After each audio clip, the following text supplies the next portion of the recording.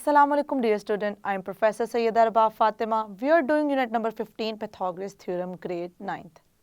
Today we are going to solve the review exercise and we are going to learn about few true false. First question of review exercise 15 is which of the following are true and which are false? It means we have to read the statement and we have to tell that this statement is true or this statement is false. तो सबसे पहले तो देखेंगे जो statement हमें दी गई है वो उसकी हमें अंडरस्टैंडिंग क्लियर है या नहीं. In a right angle triangle greater angle is 90 degree. क्या कह रहे हैं, अगर हमारे पास एक राइट एंगल ट्रायंगल हो तो उसमें जो ग्रेटर एंगल होता है वो क्या होता है, 90 डिग्री होता है. इसको थोड़ा सा ड्रॉ करके फिर करते हैं अंडरस्टैंड कि क्या ऐसा ही है या नहीं. ये स्टूडेंट हम क्या करते हैं, ट्रायंगल को एक ड्रॉ कर लेते हैं और फिर अंडरस्टैंड करने की कोशिश करते हैं, जो कि हमें स्टेटमेंट यहाँ पे रिटन फॉर्म में लिखी हुई नजर आ रही है. So I am going to draw over here. Let's suppose this is right angle triangle. अगर ये राइट एंगल ट्रायंगल है इसका मतलब है कि एक एंगल क्या हमें नजर आएगा, 90 डिग्री नजर आएगा. तो अगर ये हमारे पास 90 डिग्री है तो रिमेनिंग हमारे पास ऑप्शन क्या बचती है कि ये और ये एंगल हमारे पास क्या होंगे. हमेशा याद रखिएगा, अगर सम ऑफ इंटीरियर एंगल 180 डिग्री होता है, मतलब इन तीनों को प्लस करने से 180 आना है और सिर्फ ये ही एक एंगल 90 है, तो इसका मतलब ये है कि मैं इस एंगल और इस एंगल को ऐड करूंगी तो क्या आएगा, इन दोनों का कंबाइन जो होगी, मतलब let's suppose this is 1 and this is 2. अगर ये हमारे पास एंगल 1 और एंगल 2 है, इसका मतलब ये है कि मैं एंगल 1 और एंगल 2 को ऐड करूंगी तो आंसर क्या आएगा, 90. तो इसका मतलब है इन दोनों का कंबाइन 90 डिग्री आएगा. तो यहाँ पर इस तरीके से हमें समझ में आ रही है कि हमारे पास जो 90 है वो ग्रेटेस्ट एंगल है. क्यों, जो भी उससे एंगल होंगे वो क्या होंगे, लेसर ही होंगे. ये एंगल 1 देख लें या हम देख लें एंगल 2, वो उससे क्या होंगे, लेसर ही होंगे. तो इस वजह से हम क्या कहेंगे कि जो 90 डिग्री है वो क्या है, ग्रेटर एंगल है. So this is the true statement. So I'm going to write over here. This is the true statement. Okay. Now look at the next statement, students. In a right angle triangle, right angle is of 60 degree. अब क्या statement को दोबारा अच्छे से understand करें और देखेंगे क्या उसमें कहा गया है. In a right angle triangle, right angle is of 60 degree. क्या ये स्टेटमेंट ट्रू है? जो हमारे पास राइट एंगल होता है उसका मतलब क्या है कि वो 60 डिग्री है? बिल्कुल भी नहीं. हमें पता है कि जब भी हम राइट एंगल की बात कर रहे हैं, राइट एंगल का मतलब हमेशा होता है 90 डिग्री, ना कि 60 degree. So this is the false statement. I am going to write over here. Okay. Now look at the next statement. In a right angle triangle, hypotenuse is a side opposite to right angle. तो हमें पता है कि right angle triangle की हम जब भी बात करते हैं स्टूडेंट, तो हमारे पास 3 साइड्स हमें नजर आती हैं. ये अगर हमारे पास 90 डिग्री एंगल है तो उसके ऑपोजिट जो होता है हमें हाइपोटेन्यूज नजर आती है. This is perpendicular and this is base. तो यहाँ पर यही बात ही कही गई है कि 90 डिग्री के जो ऑपोजिट होता है हमारे पास साइड होती है वो क्या होती है, हाइपोटेन्यूज होती है. So this is the true statement. So I am going to write over here. Okay, now look at the next statement. If A, B, C are the sides of right angle triangle, अगर A, B, C right angle triangle की sides हैं with C as longer side and C square equals to A square plus B square. तो क्या यहाँ पर basically बताया जा रहा है, यहाँ पर ये जो बात की जा रही है, 2-3 चीज़ों को यहाँ पर क्लियर किया गया है और मेंशन किया गया है. वो ये है कि अगर हमारे पास एक ट्रायंगल है, उस ट्रायंगल की जो ये तीनों हैं वो साइड्स को रिप्रेजेंट कर रहे हैं और सी क्या है, मतलब ए, बी और सी जो है वो क्या है, साइड्स हैं. एक ये हमें कंडीशन गिवन है, दूसरी क्या गिवन है कि जो सी है वो क्या है, हमारे पास लॉन्गर है. मतलब अगर सी को मैं ए से कंपेयर करूं या सी को बी से करूं, ये क्या होगी, हमारे पास सबसे बड़ी होगी. तो और उसके साथ साथ हमारे पास एक रिलेशन सेटिस्फाई हो रहा है जो कि है C square equals to A square plus B square. तो हमें बताना है कि जिस ट्रायंगल की बात की जा रही है वो राइट एंगल ट्रायंगल ही है. यस स्टूडेंट, क्योंकि जितने भी हमने ये दोनों स्पेशली हमने जो डिस्कस की हैं प्रॉपर्टीज, ये राइट एंगल ट्रायंगल की ही हैं. तो हम यहाँ पर राइट कर देंगे this is the true statement. If 3, 4 are two sides of right angle triangle, then the hypotenuse is 5 centimetre. अब देखिए सेंटीमीटर्स हमने लिया है.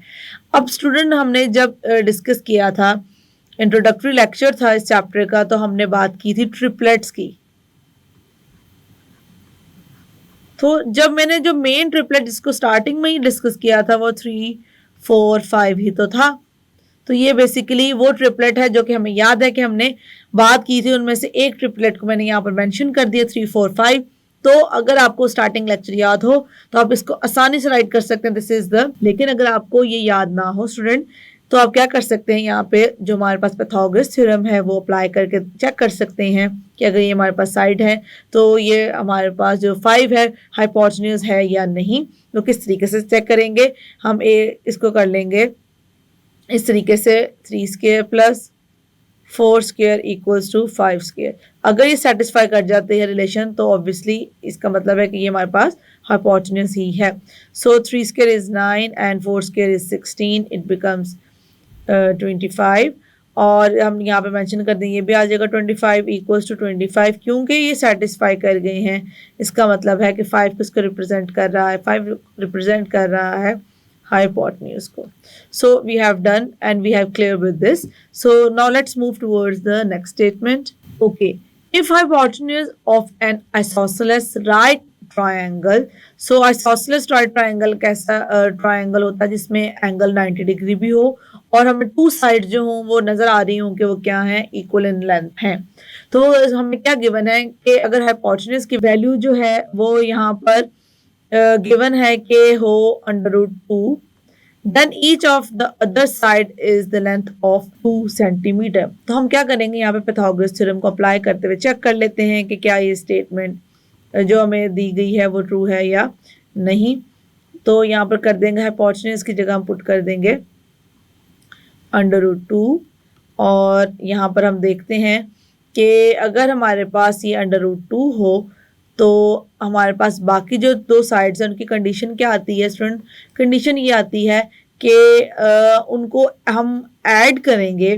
कंडीशन क्या आती है स्टूडेंट, कंडीशन ये आती है कि दोनों हमारे पास इस सिचुएशन में सेम रहेंगे, ये दोनों होने चाहिए सेम. रीज़न क्या है, सेम इसलिए होंगे क्योंकि हम बात कर रहे हैं आइसोसेलेस, क्योंकि हम बात कर रहे हैं स्टूडेंट किसकी, आइसोसेलेस ट्रायंगल की. तो ये दोनों को सेम होना चाहिए और ऐड होने के बाद आंसर आना चाहिए ये. तो देखिए इसको मैं अगर इस साइड को सिर्फ सॉल्व करूं तो ये साइड मेरे पास आ जाती है 2. तो इसका मतलब है कि यहाँ पर सिर्फ और सिर्फ कंडीशन मेरे पास बचती है कि 1 और 1 हो तभी उनको ऐड करके 2 आ सकता है. तो ये हर एक साइड, यहाँ पर ये कहा गया कि दोनों ही साइड 2 होंगी, मतलब ये भी 2 होगी और ये भी 2 होगी. तो हमने देखा कि अगर ये दोनों ही 2 हो तो ये हमारे पास 4 आ जाएगा जो कि सेटिस्फाई नहीं करता इस रिलेशन को. तो ये हमारे पास जो स्टेटमेंट है वो क्या है, फॉल्स है. तो मैं यहाँ पर मेंशन कर दूंगी this is the false statement. Yes student, हमने जो ट्रू फॉल्स है उनकी मदद से अपने चैप्टर के कुछ कंसेप्ट को और बेसिकली हम जो हमारे पास पाइथागोरस थ्योरम है उसी से रेलिवेंट ही चीज़ों को अप्लाई करते हुए देखते हैं कि किस तरीके से अप्लाई हो सकती है. आई होप कि जिस तरीके से हमने इसको किया है अंडरस्टैंड, ये आपको सारी स्टेटमेंट हो चुकी हैं clear. Question number 2 of review exercise is find the unknown values in each figure. जैसे कि हमें पता है कि हमारे रिव्यू के क्वेश्चन, हमारे एग्जाम्पल्स और हमारे एक्सरसाइज के क्वेश्चन ये सब कंबाइन करके हमारे टेस्ट्स में आते हैं और हमारे एग्ज़ाम्स के लिए बहुत ही इम्पॉर्टेंट हैं. तो कभी भी इनको ये नहीं सोचना कि हमने बाकी क्वेश्चंस तो कर लिए तो हम इनको छोड़ दें. और ये जो फिगर वाले क्वेश्चंस हैं बहुत इंपॉर्टेंट हैं और ये पेपर में मोस्टली आए होते हैं. तो आप लोगों ने इन क्वेश्चंस को, जितने ये इजी है ना, इनके इजी कॉन्सेप्ट की वजह से इनको लीनियंटली नहीं लेना. Okay, what we are going to do, we are going to solve these 4 questions which is based on the right angle triangle. 4 right angle triangle are drawn over here. So this is the first, this is the second, this is the third and this is the fourth. अब इन चारों questions में हमें कोई एक side right angle triangle की क्या होगी, unknown होगी. अननोन का मतलब है जिसका हमें पता नहीं होगा. तो हमने क्या करना है, हमने उसको करना है फाइंड. तो राइट एंगल ट्रायंगल के किसी एक साइड को हम फाइंड करने के लिए क्या यूज़ करते हैं, हम यूज़ करते हैं पाइथागोरस थ्योरम को. तो इसका मतलब है चारों के चारों पार्ट्स में हम क्या यूज़ करेंगे, हम यूज़ करेंगे Pythagoras theorem. So let's get started with the first question. अब फर्स्ट क्वेश्चन पे देखेंगे स्टूडेंट्स, फर्स्ट क्वेश्चन की फिगर ऑलरेडी यहाँ पे ड्रॉ है। अब हमें पता है कि हमारी फर्स्ट फिगर में हमारे पास जो है हाइपोटेन्यूज है वो x है, जो परपेंडिकुलर है वो है हमारे पास 4 सेंटीमीटर, एंड जो हमारे पास बेस है वो क्या है 3 सेंटीमीटर। तो हम यहाँ पे डायरेक्टली अब यूज़ करेंगे पाइथागोरस थ्योरम को। Using Pythagoras theorem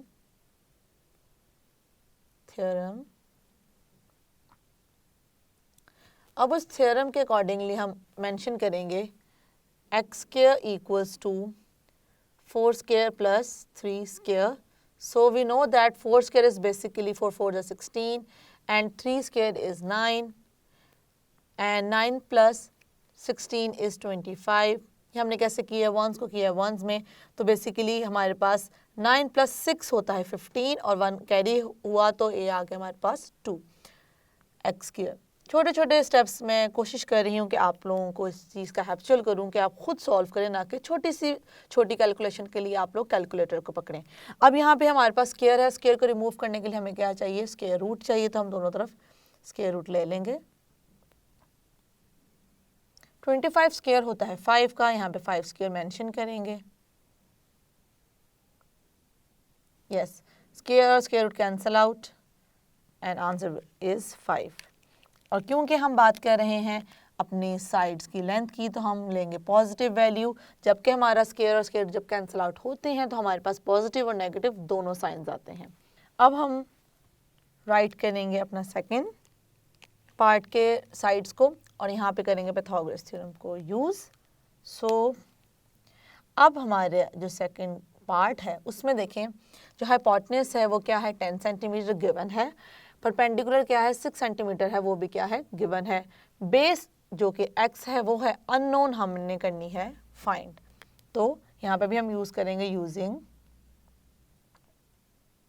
Pythagoras theorem.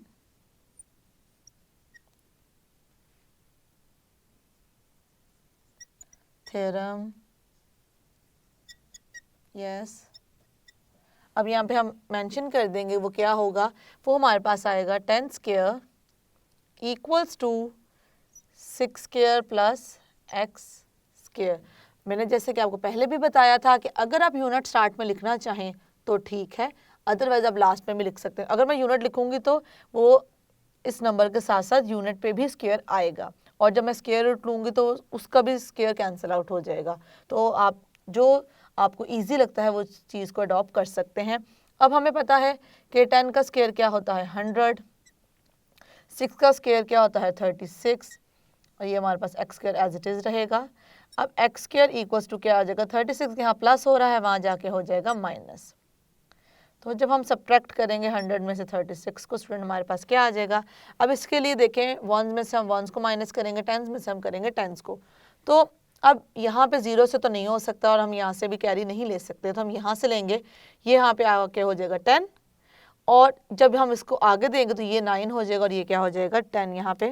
तो ये इस तरीके से आ जाएगा, यहाँ आ जाएगा 9, यहाँ आ जाएगा 10 और यहाँ पे आ जाएगा 0. तो अब करते हैं 10 माइनस 6 इज़ 4, 9 माइनस 3 इज़ 6. अब ये हमारे पास स्टूडेंट क्या है एक्स स्क्वायर इक्वल्स टू 64. यहाँ पे हम लेंगे स्क्वायर रूट, और हमें पता है कि 64 स्क्वायर है किसका 8 का, तो हम इसको लिखेंगे 8 स्क्वायर. अब स्क्वायर और स्क्वायर रूट क्या हो जाएंगे कैंसल आउट, तो x की वैल्यू आ गई हमारे पास 8. अब यहाँ पे हम यूनिट भी लिख देंगे, हम क्या यूज़ कर रहे थे इसमें सेंटीमीटर्स, और यहाँ पे भी मेंशन कर देंगे, यहाँ पे भी हम यूज़ कर रहे थे सेंटीमीटर्स दोनों में. लास्ट में हम अगर हम स्टार्ट में नहीं लिख रहे तो हम लास्ट में मेंशन करेंगे, तो यहाँ पे भी आ जाएगा सेंटीमीटर्स. ओके, अब हमने सेकंड भी कर लिया, अब चलते हैं थर्ड की तरफ. थर्ड में हमारे पास जो हाइपोटेन्यूज है वो है 13 सेंटीमीटर, परपेंडिकुलर अननोन है और बेस क्या है 5 सेंटीमीटर. तो यहाँ पे भी हम क्या करेंगे स्टूडेंट पाइथागोरस थ्योरम को यूज़ करेंगे और इस क्वेश्चन को करेंगे solve. So this is using Pythagoras theorem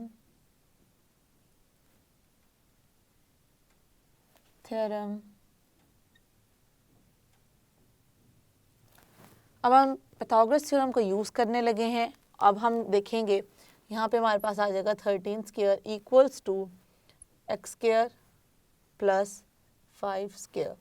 तो 13 का स्क्वायर होता है 169, X square as it is, 5 का स्क्वायर आ गया हमारे पास 25 वहाँ जाके हो जाएगा minus 169 minus 25, X square equals to 9 में से माइनस करेंगे 5 को आ जाएगा 4, 6 में से माइनस करेंगे 2 आ जाएगा 4 और 1 आ जाएगा एज इट इज़। अब हम क्या लेंगे, दोनों तरफ लेंगे स्क्वायर रूट अपने स्क्वायर को रिमूव करने के लिए, और हमें पता है कि 144 स्क्वायर होता है 12 का, तो यहाँ पे राइट करेंगे 12 स्क्वायर। दोनों के स्क्वायर और स्क्वायर रूट क्या हो जाएंगे, स्क्वायर और स्क्वायर रूट कैंसिल आउट हो जाएंगे, तो हमारे पास आ जाएगा x इक्वल्स टू 12। अब हम यहाँ पे यूनिट यूज़ कर रहे थे सेंटीमीटर, तो यहाँ पे मेंशन कर देंगे सेंटीमीटर। उसके बाद हमारा जो लास्ट पार्ट है वो क्या है स्टूडेंट, उसको देखते हैं। लास्ट पार्ट में हमारे पास जो हाइपोटेन्यूस है वो क्या है, √2। हमारे पास बेस है 1। हमने क्या फाइंड करना है, हमने परपेंडिकुलर फाइंड करना है। तो यहाँ पे भी हम पाइथागोरस थ्योरम को ही यूज़ करेंगे, क्योंकि ये क्या है, राइट एंगल ट्रायंगल है। Using Pythagoras theorem.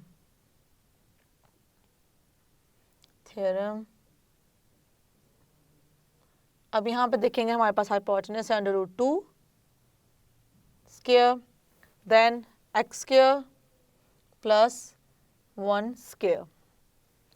Okay, so square और स्क्वायर रूट क्या हो जाएंगे, कैंसिल आउट, ये आ जाएगा 2।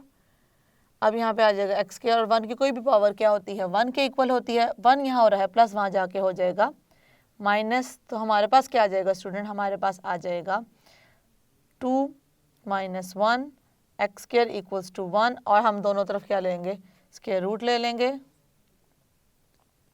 1 की कोई भी पावर हो वो क्या होती है, 1 ही होती है। तो x इक्वल्स टू हमारे पास क्या आ गया 1, और हम यूनिट लिख देंगे centimetre. So this is the required answer. ये हमारे पास वो रिक्वायर्ड आंसर्स हैं जो कि हमें चाहिए थे, ये वाला भी, ये वाला भी, और ये वाला भी। Yes student, today we have done the review exercise question number 2. Yes student, हमने जैसे कि देखा कि हमारे पास 4 पार्ट्स थे जो कि हमारे डिफरेंट राइट एंगल ट्रायंगल्स थे।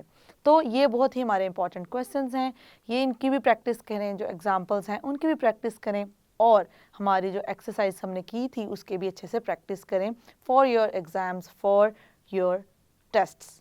सी you in the next lecture. अल्लाह हाफिज़।